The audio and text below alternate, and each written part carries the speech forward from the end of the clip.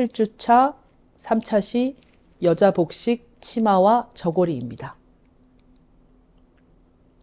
조선시대 민간의 여자 복식에 대해서 알아보겠습니다.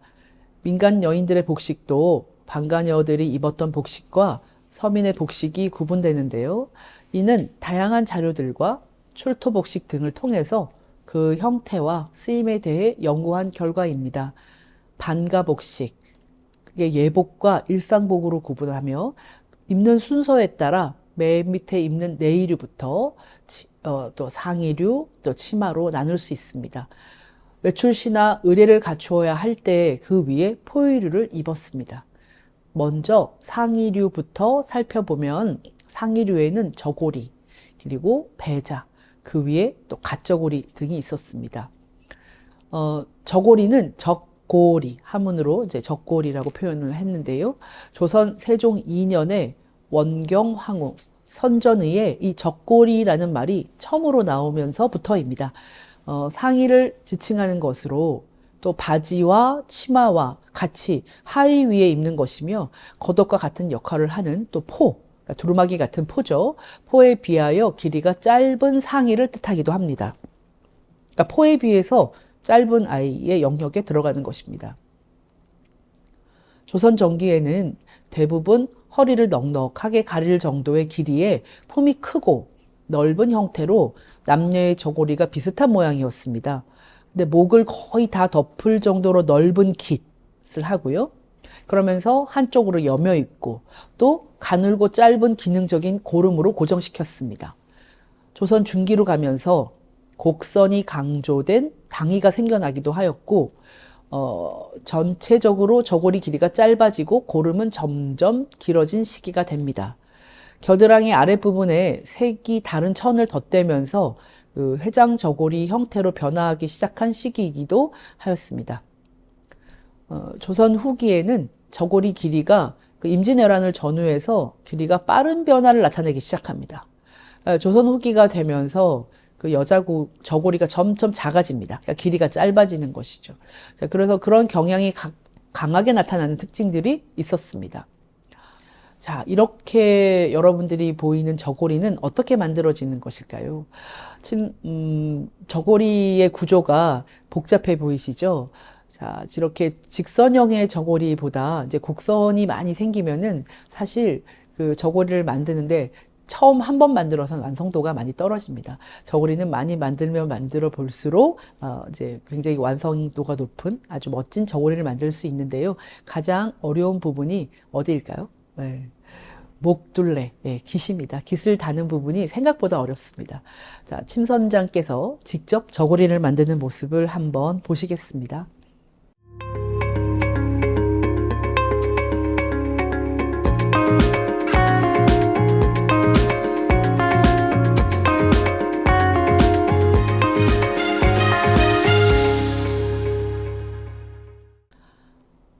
다음은 그 저고리의 다양한 부분 명칭 한번 설명하고 넘어가겠습니다. 우선 그 저고리 구성에 있어서 목을 타고 내려오는 넥라인 부분을 깃이라고 칭합니다. 지금 보이시는 도식화를 보면서 제 설명을 들으면서 같이 따라가시면 형태를 좀 더 이해하시기 쉬우실 겁니다. 자, 이 넥라인 부분입니다. 이 부분을 돌려서 이렇게 한 띠가 따로 이렇게 달았죠? 이 부분이 깃이라고 칭합니다. 저고리 깃은 고든 형태가 대부분이지만 맨 겉으로 입는 포에서는 둥근 형태도 있었습니다. 다음은 저고리를 여며서 고정시킬 때 사용하는 또한 고름이 있습니다. 삼국시대에는 긴 저고리를 입었었기 때문에 허리에 대를 메었지만 이 저고리가 점차 짧아지면서 허리에 묶었던 허리띠가 필요 없게 되면서 고름으로 변한 것입니다. 또한 그 한복의 선을 가장 아름답게 만들어주는 부분이 바로 소매 아랫부분, 베레라고 합니다. 소매의 베레와 또 그 등군 부분의 명칭입니다. 베레선의 변화에 따라서 저고리 디자인에 영향을 많이 끼치는 중요한 부분이라고 하겠습니다. 저고리는 이렇게 직선과 곡선이 어우러져서 한국의 아름다운 복식의 아름다움을 표현하고 있는 것입니다. 여기서 퀴즈 내겠습니다. 다음에서 조선시대 삼회장 저고리는 어느 것일까요?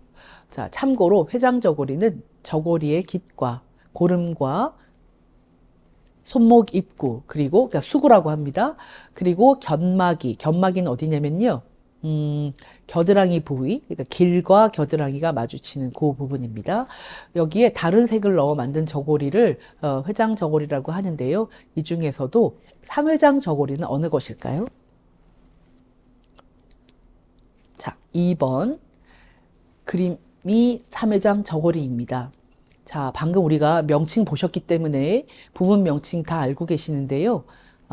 수구에 있는 끝동 부분과 깃이죠, 깃. 목둘레 네크라인의 깃, 그리고 고름, 그리고 견마기까지 모두의 다른 색을 댄 저고리를 삼회장 저고리라고 합니다. 여기에서 조선시대 깃을 한번 보겠습니다. 조선시대의 깃은 그 저고리 구성에서 보셨듯이 넥라인의 위치에 있는 것인데요. 그 목판 깃에서 점차 둥근 깃으로 변해갑니다. 그래서 그 칼처럼 생긴 칼깃과 또 한쪽 끝이 둥글게 패인 단코깃이 있습니다. 현대에 와서는 다양하게 재현되고 있는 깃들인데요. 그러니까 목판깃도 응용해서 많이 사용하고 있고, 뭐 칼깃도 있지만 가장 보편적으로 여러분들이 익숙한 거는 둥근 깃일 것입니다. 그런데 그 목판깃에서 앞부분의 한쪽 그 모서리를 이렇게 패내는 것이 단코깃입니다. 그래서 목판깃이거나 단코깃이 현대에서 이렇게 재해석해서 사용하기에 응용 가능한 재미있는 저고리의 깃이라고 볼 수 있습니다. 그래서 후대로 갈수록 훨씬 더 곡선화되고 날렵해지는 형태를 볼 수 있습니다. 자, 치마라는 용어가 처음 등장한 것은 조선 세종조 정마입니다. 근데 17세기 상궁 이하 나인의 치마에는 장치마라는 기록이 남아 있어서 길이가 아주 긴 치마가 존재하였음을 또한 알 수 있습니다. 여자들이 착용하는 일반 치마는 저고리 길이의 영향을 많이 받았습니다. 지금까지 살펴본 그 저고리 길이에 대한 얘기입니다.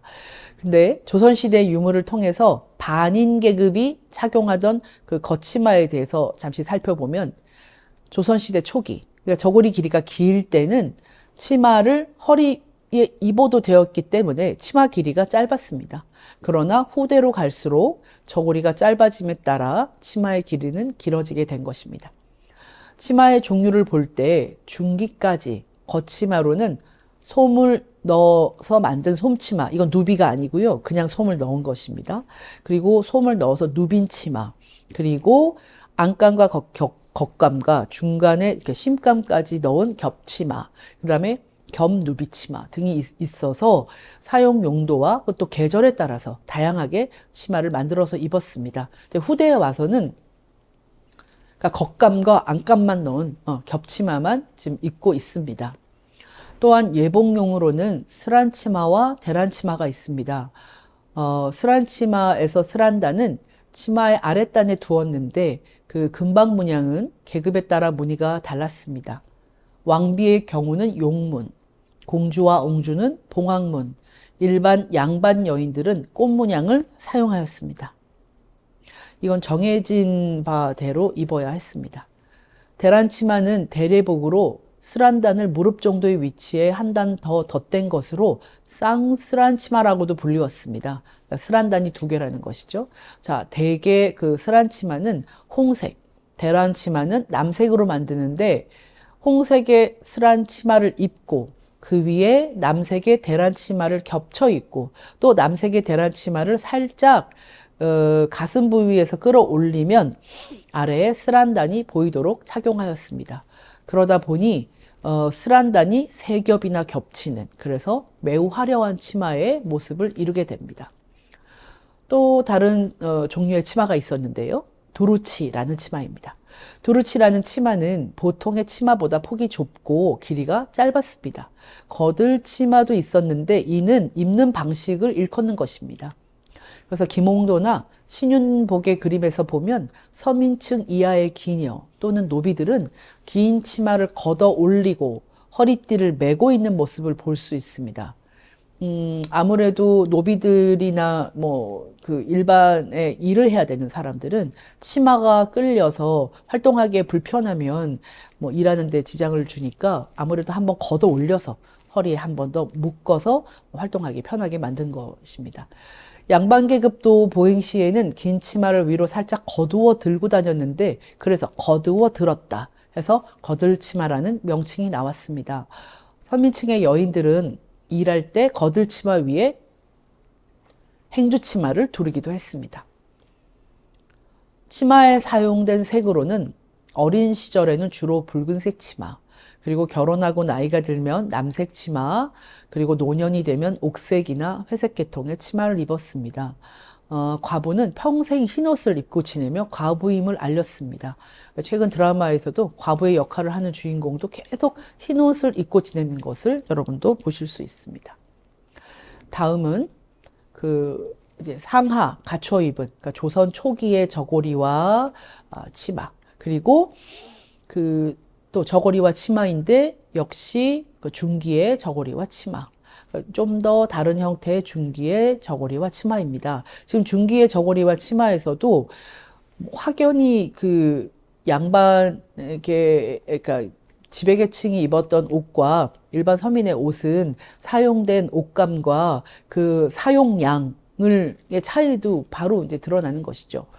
저고리가 짧으면서도 제가 아까 저고리의 변화에서 설명했다시피 저고리가 짧아지면서 그 팔과 이제 어깨가 연결되는 그 진동 부위에서 그냥 직선으로 나가는, 그래서 그 저고리가 펼쳐놓으면 그냥 일자가 되는 것입니다. 그런 저고리를 입은 모습인데요.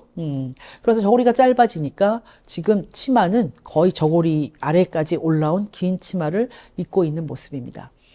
여기에서 재미있는 그 치마를 하나 더 설명을 드리자면, 지금 조선 초기 저고리 입은 흰색 저고리의 밑에 홍색 치마 입었는데요. 자, 이 치마를 보시면 기존의 다른 치마와 실루엣이 좀 다릅니다. 네. 그래서 왠지 옆에 무언가 이렇게 드레이퍼리가 그러니까 주름이 진 형태인데요. 이 아이는 뒤로 끌립니다. 끌리고 앞은 그냥 이 사람의 그 발바닥까지 내려오는 길이인데요. 실제 길이는 이 뒤에 끌리는 정도로 만듭니다. 뒤 끌리는 정도까지 긴 치마를 만든 다음에 앞부분을 내 치마 길이만큼 올려서 한번 쭉 박은 겁니다. 박아서 뒤는 끌리고 앞은 들어서 내가 걷기에 어렵지 않게, 그러면서 실루엣도 기존에 그냥 앞뒤 길이가 똑같은 치마보다 뒤로 이렇게 끌리면서 뭔가 또 다른 실루엣을 연출하는 치마가 또 발견되어서 이것도 저희가 복식 자료로서 사용하면서 후대에 이 디자인을 활용한 또 다른 치마도 나오게 되었습니다. 자, 이렇게 조선시대에는 다양한 치마의 형태, 그리고 길이의 변화, 또 저고리의 다양한 변화들을 또 살펴보았습니다.